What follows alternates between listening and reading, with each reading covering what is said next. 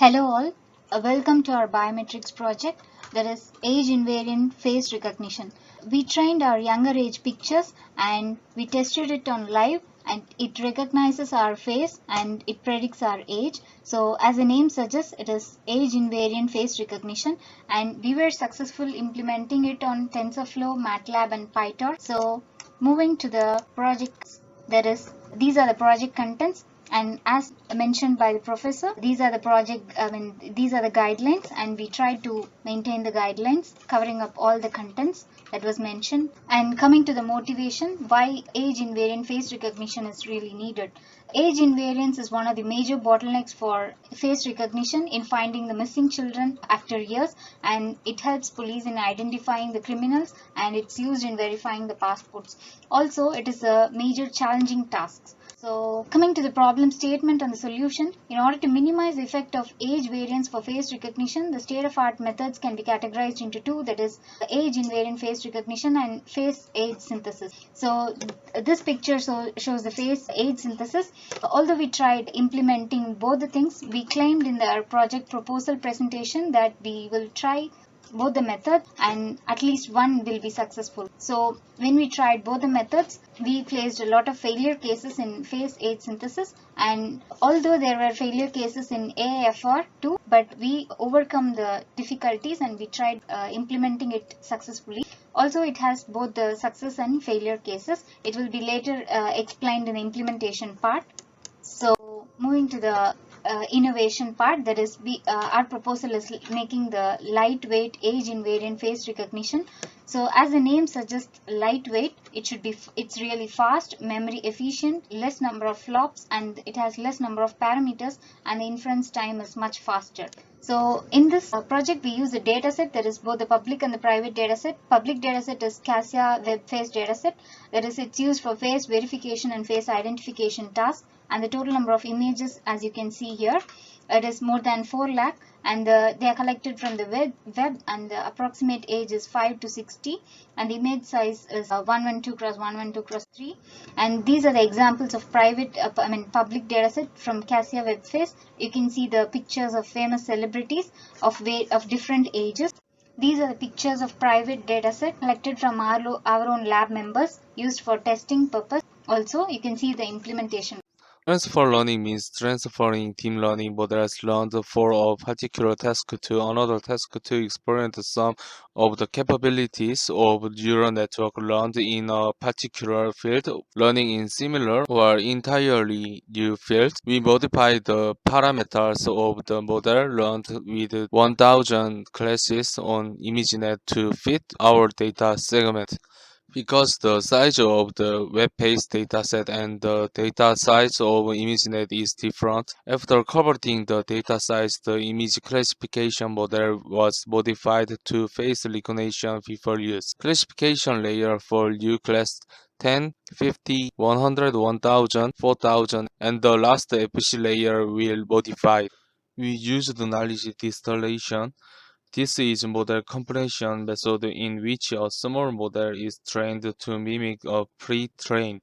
The teacher model is very heavy, computationally expensive model. The student model is very lightweight and fast inference, but it does not perform as well as the teacher model.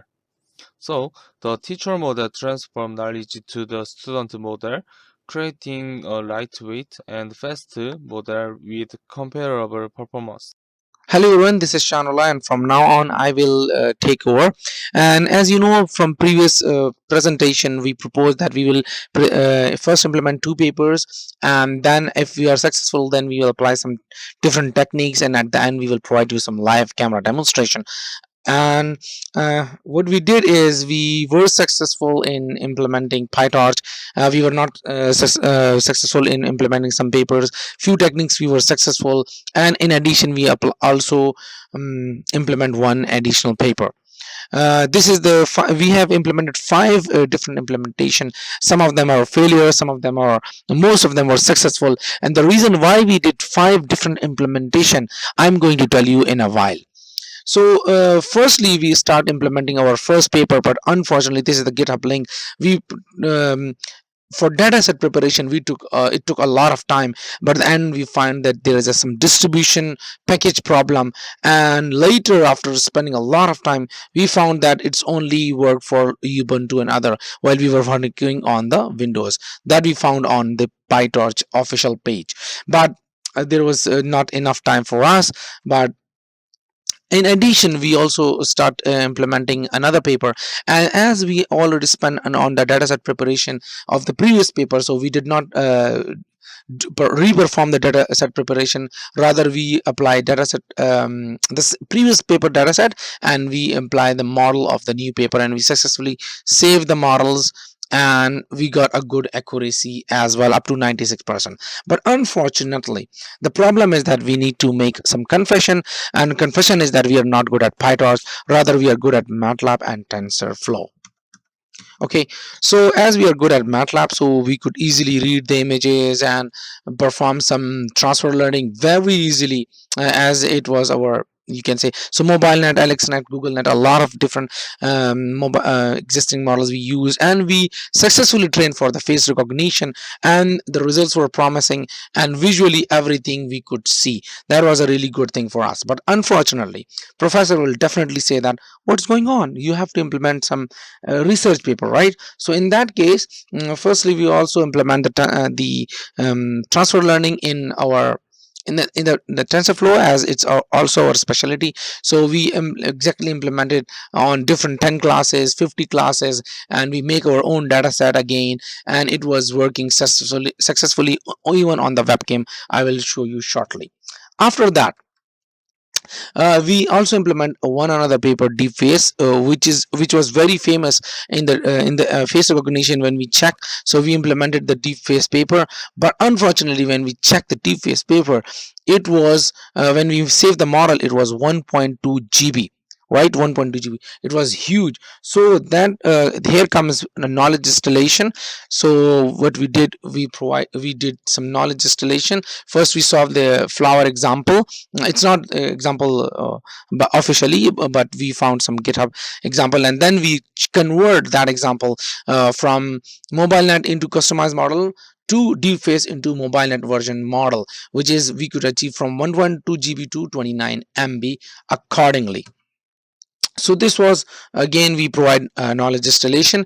And after successfully doing, let's have some good results about the demo. This was a demo. Different persons are trained, and we can do a lot better results, right? So in addition, we also train our model on for age prediction. So it was a somehow good age prediction as well, and sometimes it's not, because it's she's showing the more bigger age of her. There were some, these were the success stories, right? But there were some failure stories as well, in the case of the demo as well. So you see, as actually Dungyun was trained, all of the Dungyun images previously he was wearing the glasses.